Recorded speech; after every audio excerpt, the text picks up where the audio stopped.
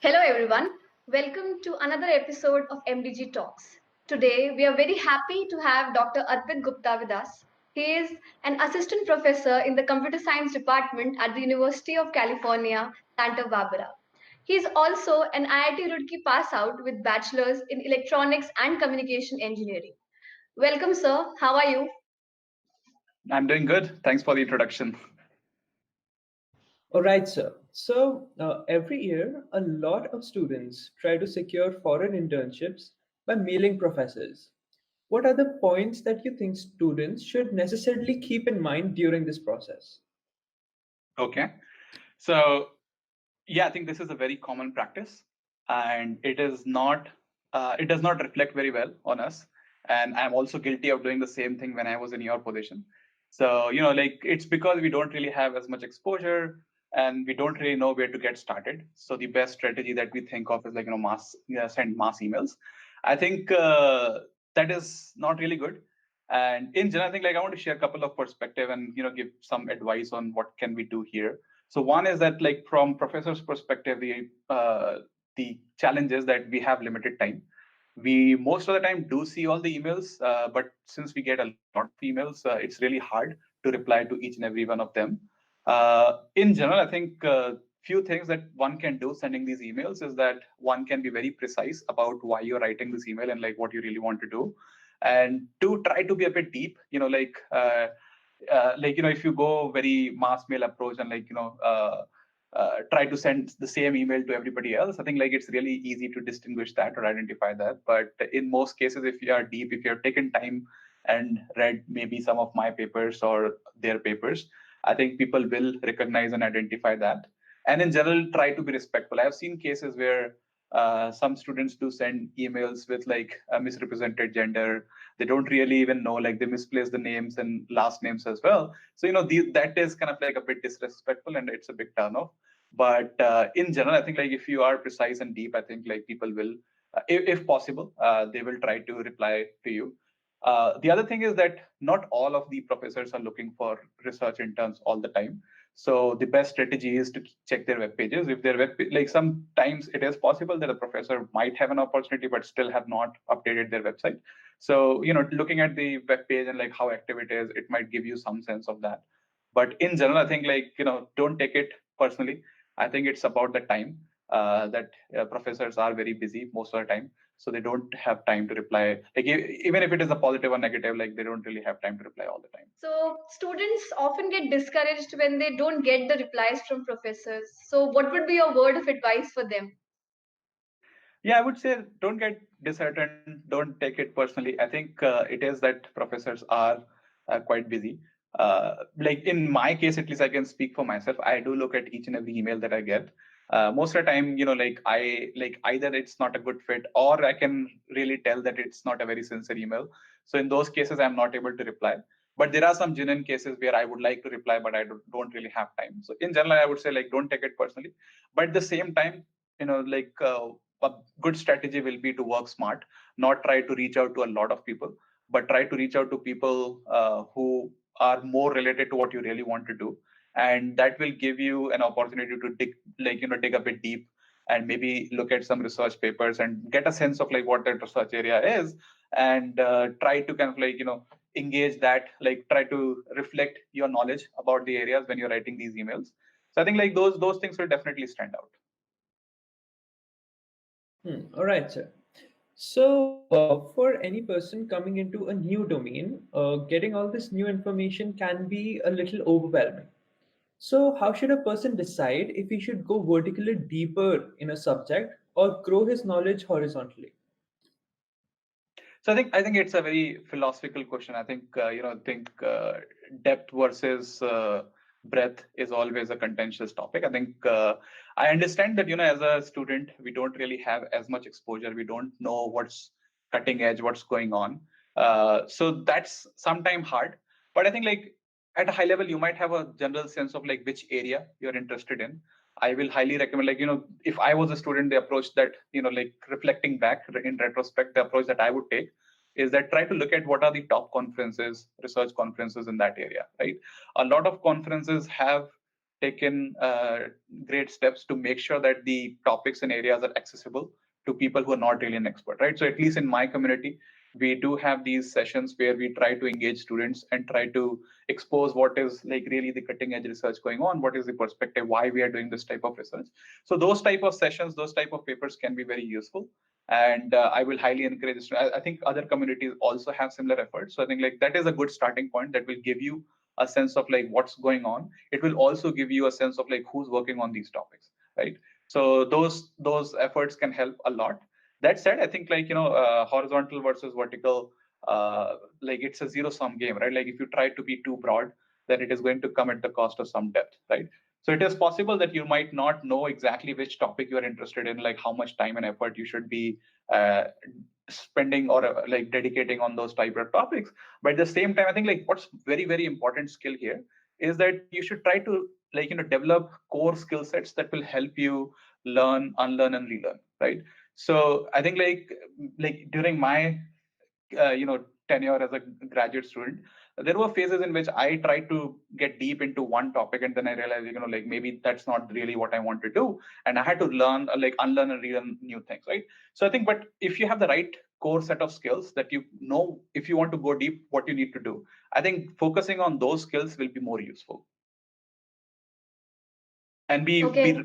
be prepared to move from one depth to the other, because as your maturity improves and your exposure, like you get more exposure, you will realize that like you're not really interested in area one, you might want to move to area two. So this depth will be like these core sets of figuring out how to go deep will be very useful. Okay, sir. So our next question is, what is your view of the entire research versus corporate debate? What major points do you think are important for the students to decide what career they should pursue? Okay. Yeah, I think like research versus corporate, I think they both have their own pros and cons, and it depends a lot on you, like what you really want to do. I think in general, my general advice will be that like what especially students at IIT Roorkee should try to do is that we have a very vast alumni network. Try to tap into that network, right? And try to talk to different type of people, and especially maybe not your immediate seniors, maybe seniors who are like 4 or 5 years into their career. They might have more exposure and experience, and like they might be in a better position to give you some advice on like maybe if you ask them directly that like are you happy with what you're doing, maybe that you will not get a good answer on that. But maybe you can ask like what is about your job that you really love and what you really hate. And I think that will give you some sense of where different people are, especially if they have worked in that area for some reasonable amount of time. I think like that will give you a better sense of what is there, what is not there. In general, I think like from research internship perspective, I think like if you want to decide whether you should go for a research internship versus a corporate internship, like in ideal case, you should do both, right? You should get a sense of like what is like to work in corporate, what is like to work at a research. And typically research can be a bit more flexible. Like I think like the bigger question is that like say for example if you go in your second year, you might not be as prepared. So where do you want to go there? Like do you want to do a research internship then, or you want to do a corporate internship? I think that is something which you have to decide based on what you want to prioritize. I would like do your best or give your best to the area where you are more like you have more inclination for. Like if you have the right set of skills and you want to explore the research option in the future, I would say like give your best to the research, because if you go unprepared to research, that might not leave good impression for whoever is your mentor, as well as like your experience as a researcher as well. All right. So after your undergrads at IIT Roorkee, you did your MS from NC State University. So how was that experience like? What was the procedure that you took in selecting the colleges that you wanted to apply to? What programs did you look at? What was that procedure like? Okay. So I think this is an interesting story. I didn't really go to NC State to pursue masters. I went there to pursue a PhD.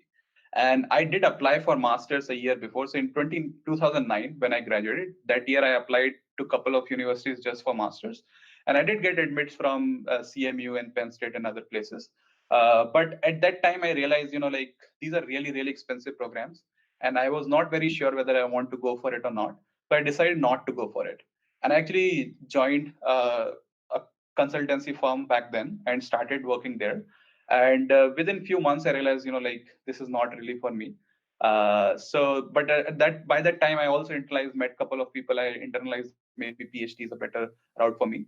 So another thing that I did was that I left my job and went to ISC and worked as like a project assistant on a research project there. And that experience was very helpful. That gave me a lot of clarity what I really want to do. And then I applied for PhD. I didn't really had a stellar GPA, so I was not like, I knew that I'm not going to get admits from like really top universities back then. So NC State was a reasonable place, and it also gave me a very fascinating fellowship, College of Engineering fellowship, which was a big drop. So that's why I went to NC State, and I had a fantastic experience at NC State. I think like the biggest takeaway for me at that place was that it helped me burst this IIT bubble that I was living in, right? So when you are at IIT, you just think like IIT is the only thing, and like most amazing talent is only at IIT, but that's not really true, right? Like I met amazing talented folks who could have easily cracked IIT if they had the same experience or exposure as I had, or opportunities that I had. Like really, really awesome people. And overall, research-wise, I learned a lot. But at the same time, a few things happened that the advisor with whom I was working, he decided to leave this university. So I was left with a choice whether I want to reapply for a new PhD program or just get out with a PhD in a couple of years. So I chose to, I was, by that time, I was very clear that I want to get into academia. So I chose to kind of like apply for a new PhD program and then applied for Georgia Tech. That's great, sir. Okay. So then what would be the path that you would recommend for a student trying to do an MS overseas? What would be a good qualification for such a path, in your opinion? Qualification as in? Like for the Qualification as, university? yes, sir. For example, say you have some research interns under your belt, some research papers under your belt, something like that. I see. So there are two questions here, right? I think like in general, the master's program in the US, and also like how to get admits at reasonable places. I think there are two questions here. So one thing, I think like doing a master's in US has its own pros and cons. I think one can look at it as a stepping stone towards either going for a PhD program or working in big name industry. I think in both cases it can be very helpful. If you're aspiring to be a PhD student, you will get more exposure than you will most likely get in India. And then you will be in a better position to decide that, is this something that I really want to invest my next N number of years? I won't call it 5, but N number of years. And if you also if you are interested in going for industry, I think the type of opportunities that you will have, especially if you are from IITs, I think like the type of opportunity that you will get is going to be incredible. So from that perspective, this is a big pro, or these are all big pros. I think like the con, I would say, is one, time. That if you are deciding to do masters and then going for PhD, you will be spending more time overall in this cycle. I think the second factor is money, right? We are not kind of like all in the same position in terms of financial capabilities. I think like for me, I think that was a big factor, that the Carnegie Mellon, where I got the admit from, it was a really, really expensive program. I had no way of like how I can support that. In general, I think it's not just like whether you can support your masters in general or not. Like in most cases, most of you will be able to do that. And eventually you take loans, and like when you get the job, you just pay back the loans. I think like one downside of going with that route is that if you go for PhD programs or master's program which are unfunded, then that might affect your ability to pursue PhD programs, right? Like if you have some loans that you have to pay, that will play a significant role when you are deciding whether you really want to go for research or not, right? So that kind of like in some sense limits your options. But that's not really a bad thing. I think like I've seen people who have figured out ways out of that thing and still pursued research. Best thing also that you can do is like try to focus on schools that do support, like financially support their master's student, like at least a significant fraction of them. UCSB is one of them. Like we have very like competitive admissions here, but at the same time, whoever is getting admitted, like there is a good probability that you'll get funded at least as a TA. Princeton, where I did my PhD, also has similar thing. Like we only admit 10, 15 master's students, but then most of them are funded. All right, sir. So another question that I had was regarding your current work. So your bio says that you're working at the intersection of computer networks, machine learning, and security, and that your area is of self-driving networks. Can you Mhm. give an idea to our viewers of what kind of research problems you are trying to solve? Okay, so let me kind of like give you an overview of, self-driving network is not a very common term. So at a high level, the goal is that we want to make networks run themselves, right? And in modern times, we can think of networks as utilities, like water and electricity. Networks are utilities, and like every other utility, we want to make them performant, secure, and fault tolerant, right? And currently, the way networks are operated, like the management of network, is reliant heavily upon human operators, and these network operators are required to understand what is the state of the network and then decide what type of actions they have to take, right? But given the rate at which the networks are growing, like not just in terms of scale but also the complexity, human operators are becoming the bottleneck for network management. And that's where my research is all about. That's the prime focus of our research, that we want to figure out that, is there any way in which we can leverage the advances in the AI machine learning area to make networks run themselves, right? Like more specifically, I think this is a long shot goal of like making the networks run themselves. The stepping stones are like, find out pipelines of or the processes that are more reliant on humans that are becoming the bottlenecks right now, and figure out ways in which we can automate those processes, right? And every automation that we do in network management is going to minimize the amount of interaction that a human operator is going to do with the network. And like more automation we can enable, we can further minimize how much a human operator needs to interact with the network, or how reliant a network is on these human operators. Eventually, we want to phase out the role that human operators have to play so that like the networks can run themselves. So this is kind of like a high level overview of why this area, of what this area is, and like why this is an important area of research. The research wise, or like more specific detail wise, I think like this is a very new area of research. Uh, like networking is an old area of research, but like applying AI machine learning to make it more smart and like make it self-driving, or it can automated or autonomous, is very new and exciting. And as you can imagine, when we talk about networks, we're talking about scale, right? So we're talking about data that is exchanged at the rate of terabits per second. And when we're talking about these automated decisions, these decisions have to be made at the rate of like few nanoseconds. Like if we are very lenient, maybe few milliseconds. But that's not what the state of the network is right now. The state of the network is that these decisions sometimes are made at the order of hours, right? So there is a huge scope of improvement, and the challenges are immense. That like this is a huge scale that we're talking about. At the same time, we have very limited resources, right? I think like trying to build a processor that can process these packets at nanosecond, like apply complex machine learning at nanosecond rate, that is not which is easy, and that's where the fun is, right? I think like figuring out ways in which we can strike a balance between how flexible these systems are, how scalable these systems are, is very exciting. Okay, sir. So, our next question is, you have worked at Google, Microsoft, Princeton, Georgia Tech, Columbia, and now at UCSB. So, all these places are very well known for their technical expertise. And what do you think is their methodology or productivity secret? In other words, how do you go about finding relevant problems to solve and making an impact? So I think like maybe this question is about the work culture at different places, and about the individual approaches of like how do you do research in general, right? So work culture wise, I think like these are all places of excellence, and like it's full of all smart people, and when small smart people interact with each other, smart things happen. So that is kind of like the cumulative effect of what you see overall. But as an individual, which is also very important. I think like how to do research is important to understand.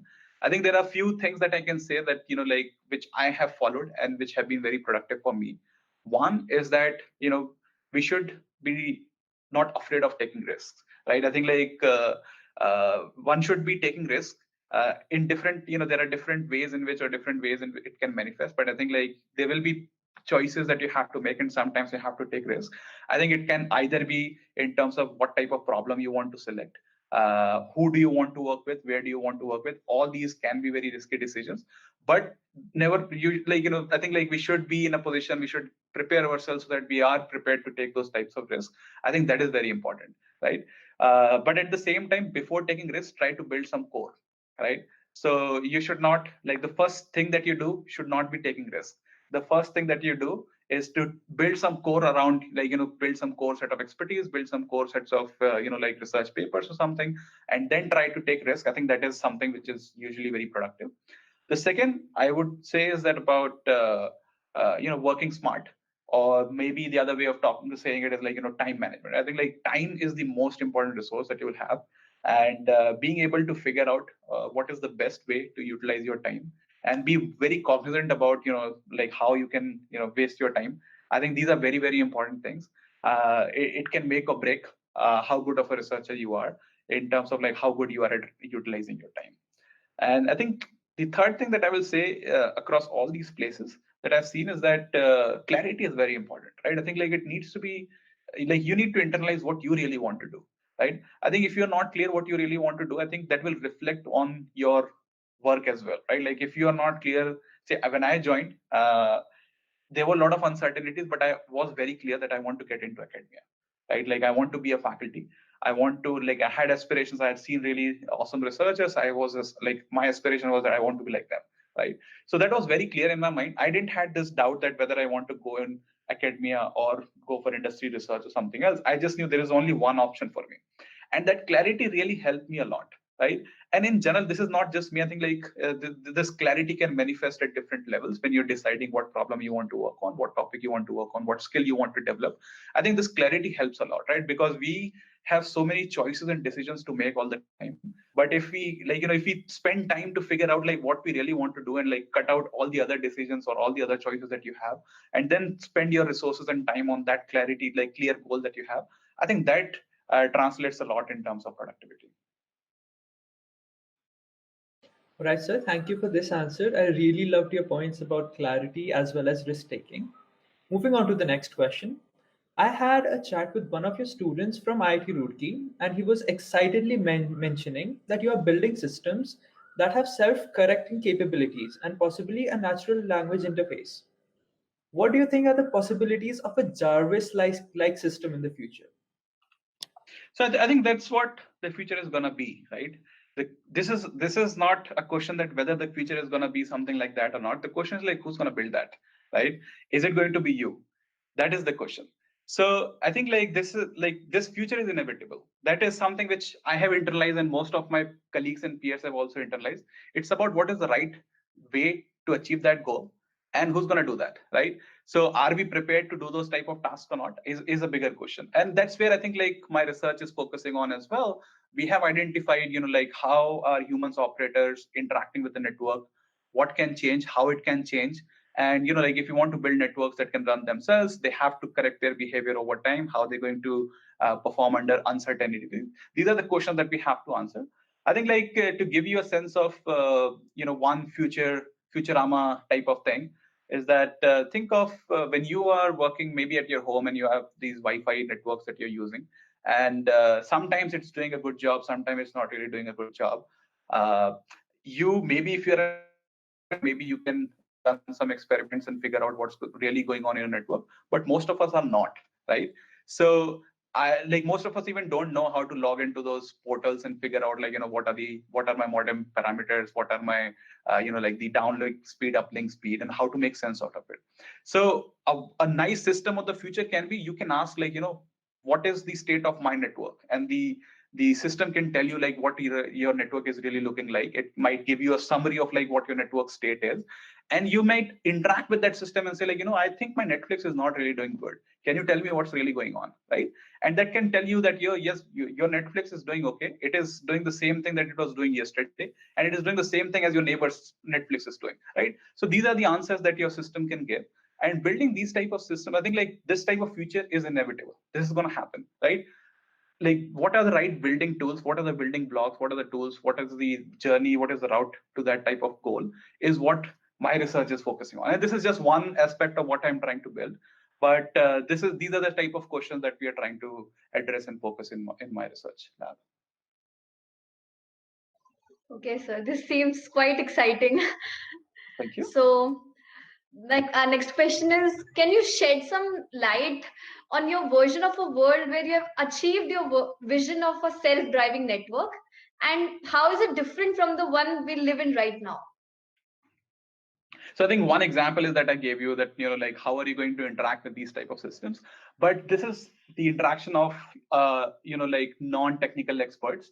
But right now, like a future where the networks are self-driving and they have minimal human operators. So think of the huge operations team that most of the networks or most of these companies have to manage. Think of them being super lean, right? Like maybe right now there is a team of like 1,000 engineers who are taking care of like all the networks and making sure that they're running and performant all the time. But in future, maybe it will be a team of like maybe 5 or 10 people, right? And this is something which is possible. And also I think this also means that the type of skill sets that will be required to be a network engineer will be very different, right?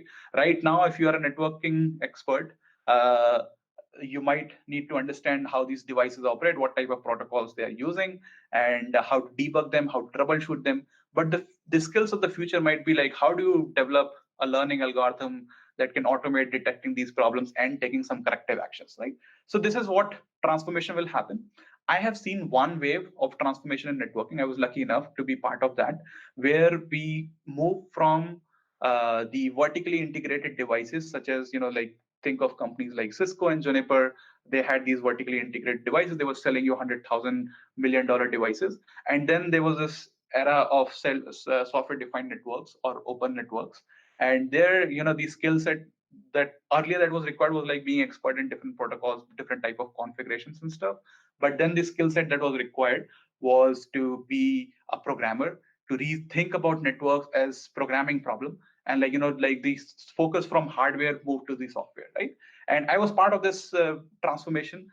We ran this very successful course on software defined networking over Coursera, and that helped retrain the workforce to like people who were experts in like Cisco or Juniper type of technologies.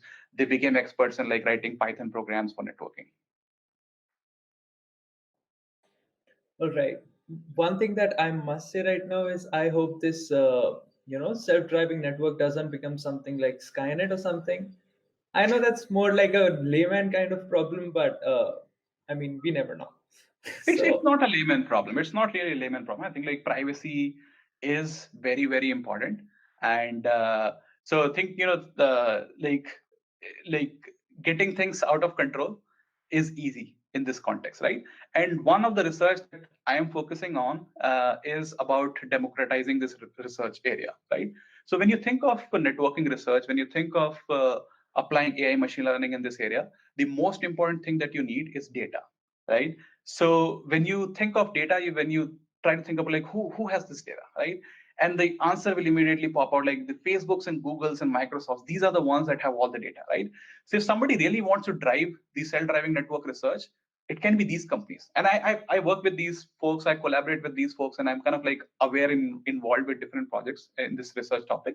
But at the same time, as a research community, this is not the best case scenario, right? Like if there is this concentration of power and knowledge, and there is a high entry barrier for anybody who wants to pursue this research, that's never good for any research community, right? And if it's not good for research community, it translates to not good for society as well, right?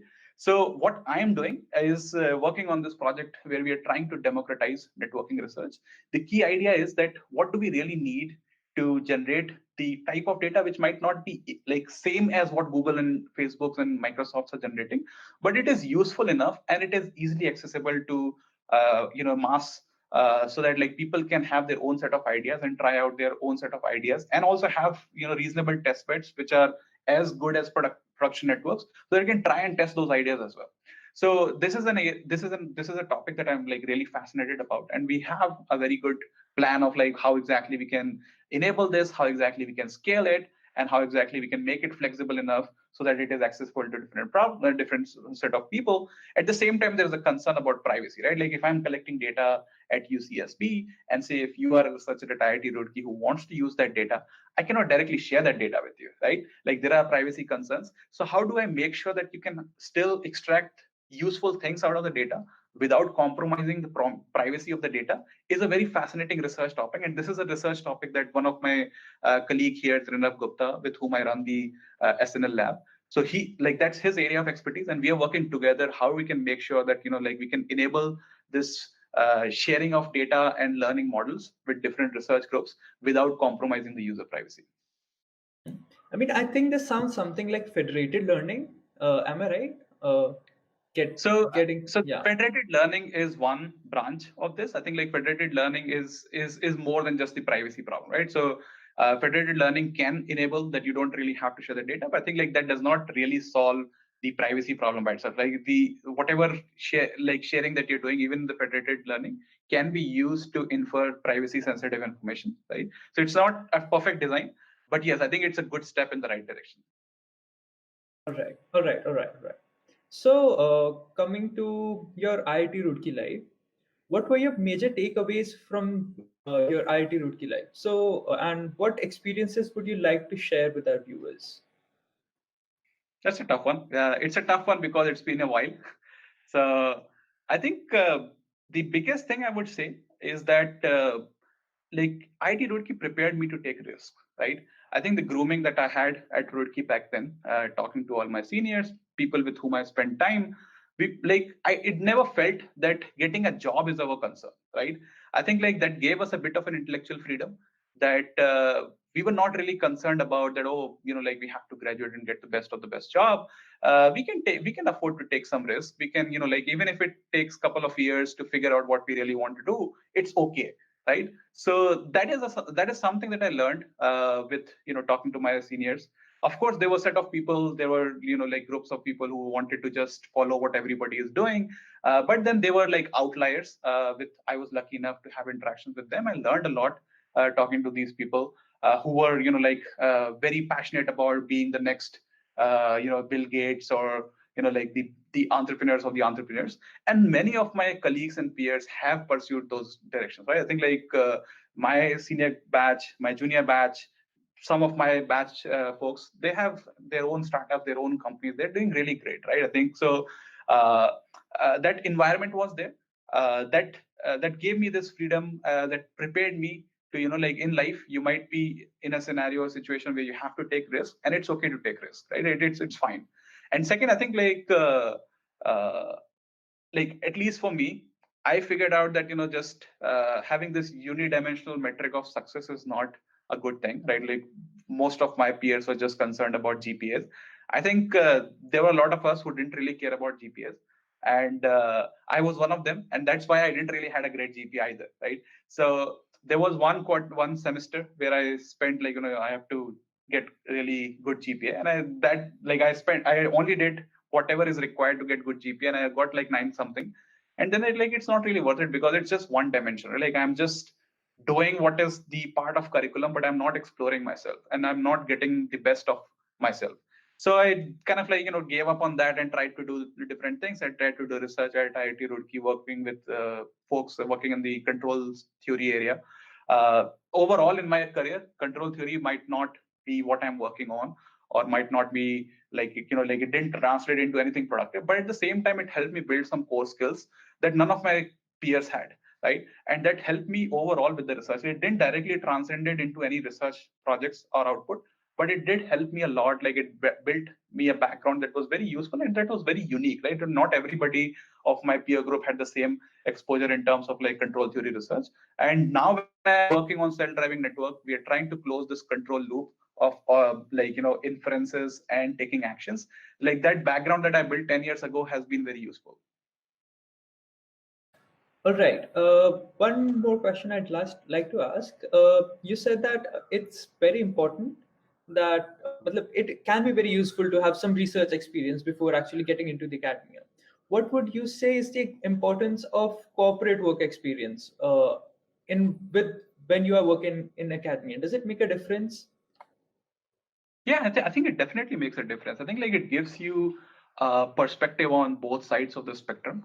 I think say for example, when I went to Deloitte as a consultant, I learned that like it's a fascinating job, but it's not really fascinating for me. I think like I met people who were very passionate about what like the consulting job is going to be all about, and I couldn't resonate with that, right? So within a month I was very clear that this is not the place for me.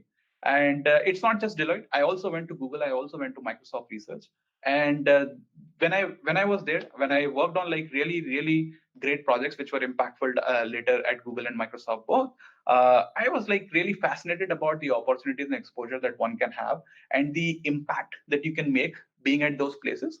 But also when I was weighing my options about like whether academia versus corporate research or industry in general, I was very clear, there are few things that make me very happy as a person, and those things are those are not the things that I can get in industry, right? Like those are the things that I can only get if I am a faculty, if I am in academia.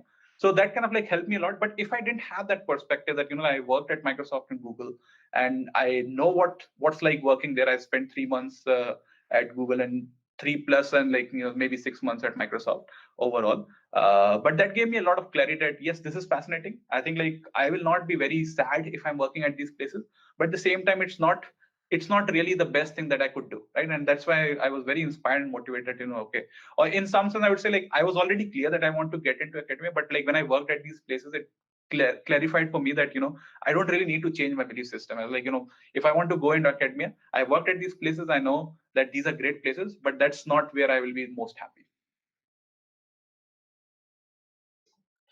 All right, sir, that's quite a motivating sort of thing. So, thank you so much, sir, for being with us, for your time. For the last question, we'd love to know your take on the pandemic and any words you'd like to say to our people who are watching this, who are staying at their home in this situation. Sure. So before I talk about that, I would like to thank you all for inviting me to give this interview. This is fascinating. I enjoy interacting with young IIT students, Roorkee students, and I've been, I've tried to keep in touch with students, as some of you know, like, two of the IIT Roorkee students are joining my research group as PhD students. They were here as research students. I had a fantastic experience working with them. So I think, like, and I've been trying to interact with more and more students in general. And connecting with Roorkee students is always fun. So thank you for giving me the opportunity to speak here. Now about the Corona thing, I think one small simple message is like stay strong. I think this is a phase. It's a bad one, but will pass, right? And there is always going to be a light at the end of this tunnel. The question is that are you prepared for that time, right? So this is a time where it can be discouraging as a student that you're not getting the same experience as you were getting if Corona was not there. But at the same time, there will be life which will eventually get back to normal, and yeah, like people will be expecting you to be ready for that life, right? So don't get disheartened, don't get distracted, keep your focus and stay positive on this topic. And like focus on building better skills, focus on developing your different core sets, and focus on, like, if you are interested in research, try to build some core set of skills in that area as well.